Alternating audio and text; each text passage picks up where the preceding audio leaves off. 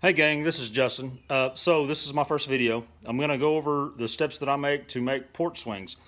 What I'm going to do is I'm going to take you through the steps I make to make these porch swings. They are about 51 inches wide and about 2 foot tall, and they've got a 15-degree slope on them. Very comfortable porch swing. So I'm just going to kind of go over and I'm going to cut in and out, kind of show you my progress while I'm doing this. It'll probably take me most of the night tonight. Start with, on these porch swings, I actually purchased 16 2x4 treated lumber.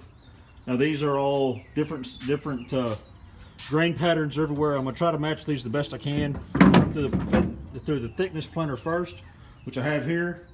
And I've got my outfeed table, which is my table saw.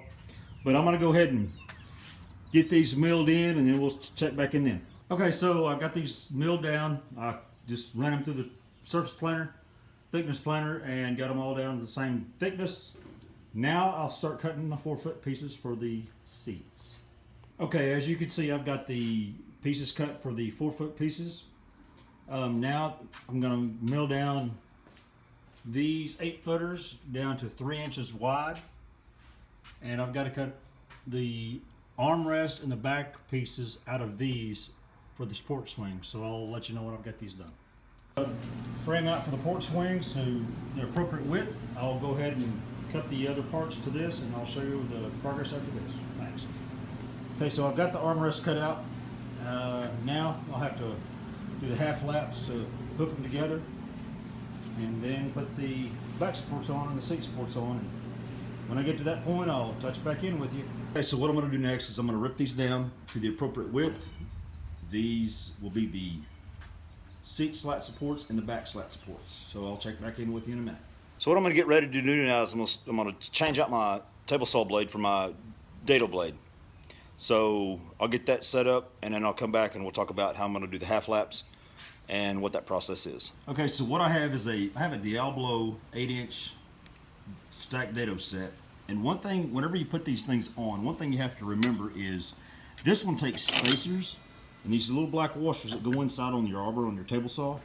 So one thing you have to remember whenever you're doing this is whenever you're putting your stack together, you have to make sure that these blades don't hit each other, because whenever you tighten it down, it's going to squeeze everything together. And if you're on top of your carbide tips, you're going to break them off.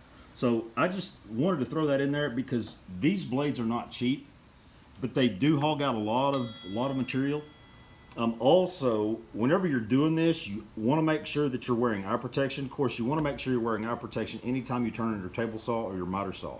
I just wanted to share that with you, and whenever you put these in, you'll actually turn the first chipper. These are the blades and these are the chippers. These silver part here are the chippers. So whenever you put these on, you want to offset those to where they are actually the equal distance apart from one another. Now, since I have 3 chippers that have to go on this saw, I'm going to use the third, put it at about 1/3. As you can see, it's 1/3 of the distance around the blade. And then whenever I put the last chipper in, I want to make sure that I get this in here in such a way that it takes out as much material as I can, and these are equally spaced. So, because these chippers are the main thing of this dado blade. You can put the 2 outside blades together and cut a 1/4 inch dado or 1/4 inch groove, or for a rabbit, or however you want to do it. But whenever you put these together, you have to make sure that those are separated equal distances apart. So I'll get it put together and get back with you. Okay, I've got my blade to the correct depth that I need to make my half laps.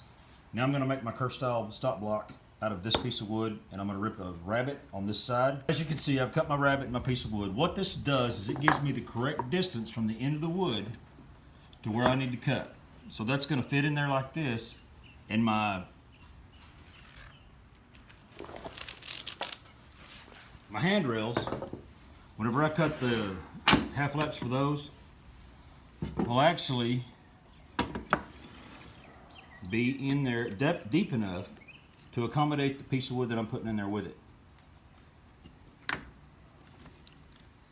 So as you can see, this gives me a starting place, okay? I've got my fence set up to where it doesn't go any deeper than this. So this right here gives you the correct distance that you're going to need for each of your half laps. Okay, so I've got the half laps cut out. Now I'm going to apply glue to each half lap and put them together with some 1 1/4 screws, and I'll show you the progress when I get done. Okay, so I've got the armrest and the back rest put together, and you can see my half laps there. They matched perfectly. I've got 3 more just like this for 2 swings. So now I've got to make a cut here to make it even, to make it the bottom slats fit flush.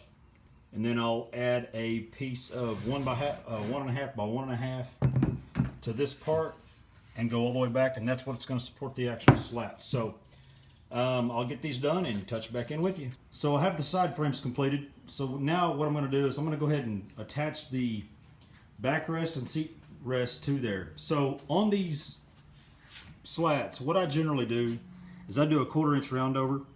Makes it more comfortable to set in. So whenever I get those rounded over and everything, I'll show you the process of putting everything together, and then we'll look at the complete benches. So here you go. Here's 2 complete porch swings. Turned out really, really good. These things are made out of treated wood, so they are very heavy. So kind of give you an idea of the half lap and what that looks like put together. Here's the other side.